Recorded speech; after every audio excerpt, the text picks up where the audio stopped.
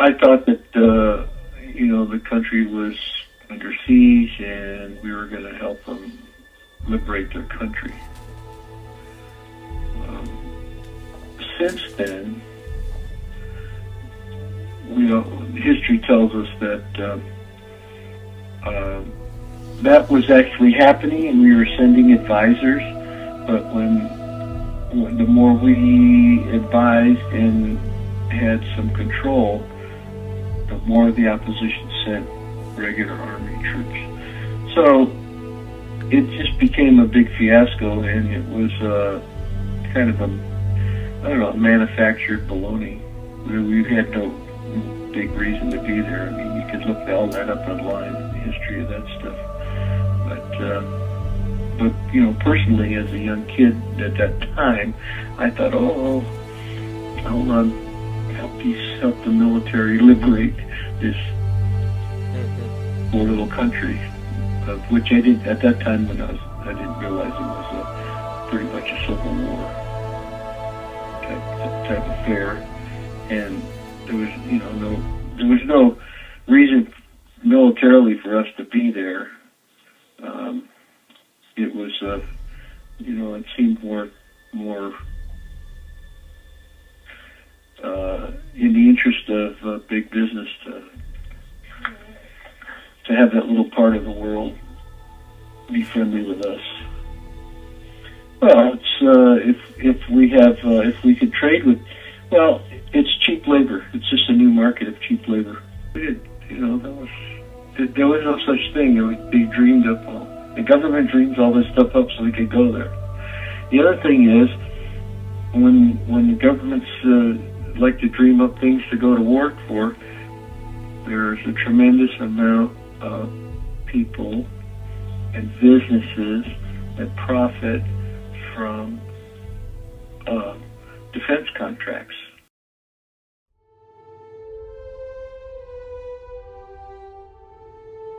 Many of the missions happening in Vietnam were top secret and out of sight of the public and media. One of these companies was MACV-SOG, standing for Military Assistance Command, Vietnam Studies and Observation Group.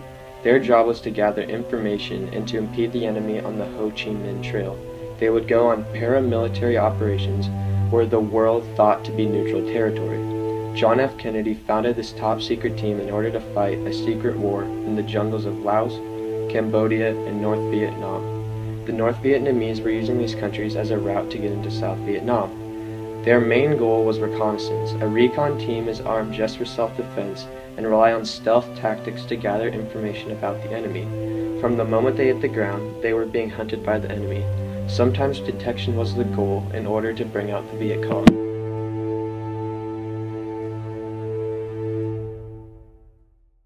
I thought I was well trained.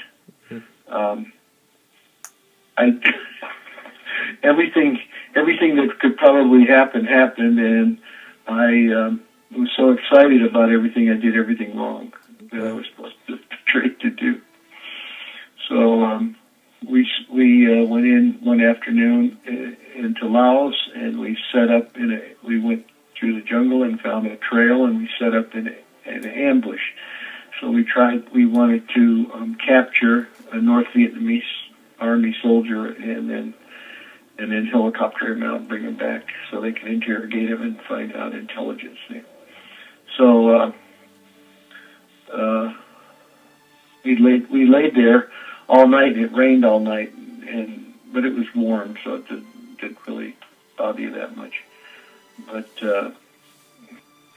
as we were putting out defense, some mines, we had some mines we put out above ground that were electronically actuated by us, sort of a defensive perimeter. One of the Vietnamese spotted some North Vietnamese army people, and before you know it, there was about 8, or probably a squad of North Vietnamese army regulars, and they just started shooting at us.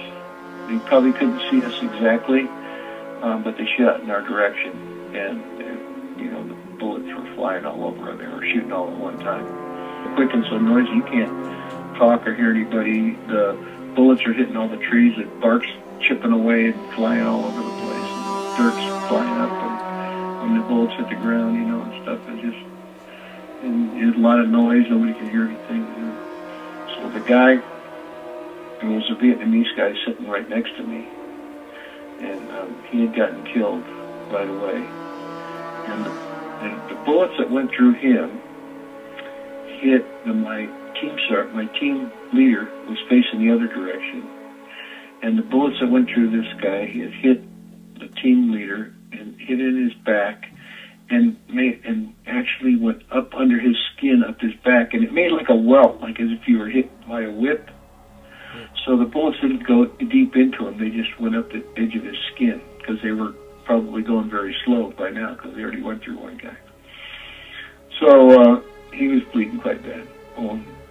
Everybody you're supposed to, when that happens, you're supposed to shoot one clip or 20 rounds and get out of there.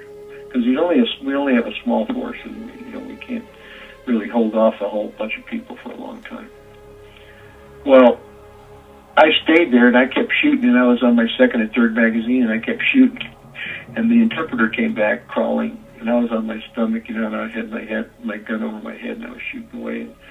And, the interpreter came back next to me, and he got me, and he's trying to tell me we got to get out of here now, And so we slipped back into the jungle, and then I caught up with the team, and we were out in the elephant grass.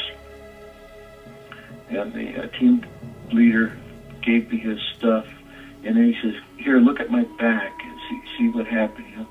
So when you look at a wounded person, you're not supposed to say anything. You're supposed to say, "Oh, it's not too bad." You're supposed to patch him up with bandages that you have, and so forth, because you don't want to put him into shock. You don't say, "Oh my God, you lost your leg," or "Your arm's blown off," So what I did was I picked up his shirt and looked at his back, and I go, "Oh my God, look at the blood."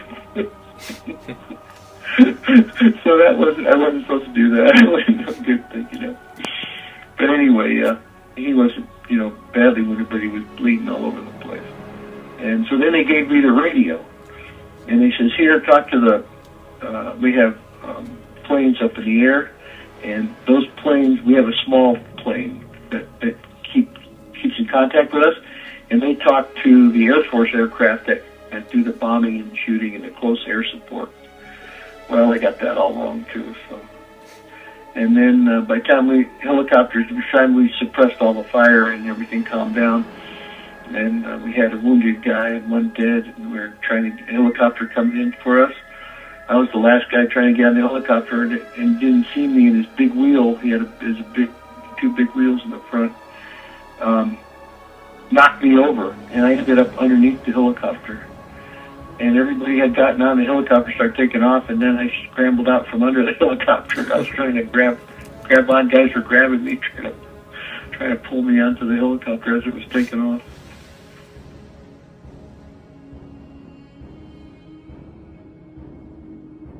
The existence of MACV-SOG was denied by American officials. Congress did not even know them. Their existence was even unknown to the rest of the armed forces. The treaties signed at the beginning of the war stated that the U.S. should stay out of Laos and Cambodia. The rules of engagement were unlimited to them. Anything goes, for they would receive no mercy from the enemy. They violated many war crimes, such as using incapacitating chemical agents. In order for the United States to be able to deny that they were even there, the U.S. troops had to wear neutral clothing and had to have nothing on them that identified them with the U.S. They called this going in sterile. They held the largest number of casualties out of every unit in the Vietnam War. This brings up the question of what the government should and should not keep secret from the public.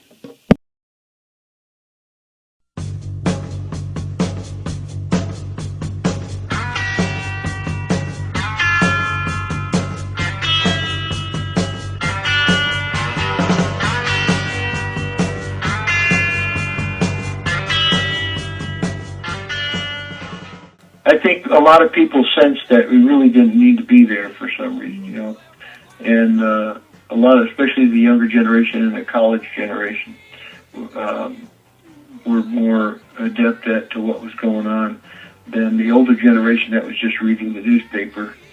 And so they were pretty adept at, not knowing that we shouldn't be there and we should get out of that place. And but the thing is, the problem was that, instead of blaming the government directly, a lot of times they blame the soldier himself. So, for example, when I came to Los Angeles on recruiting duty, I happened to be walking down the street with another soldier in uniform, and young people would holler out from the bus, baby killers, and, stuff like that. It's not kind of like today where you're perceived as a hero and somebody who's helping your country and so forth,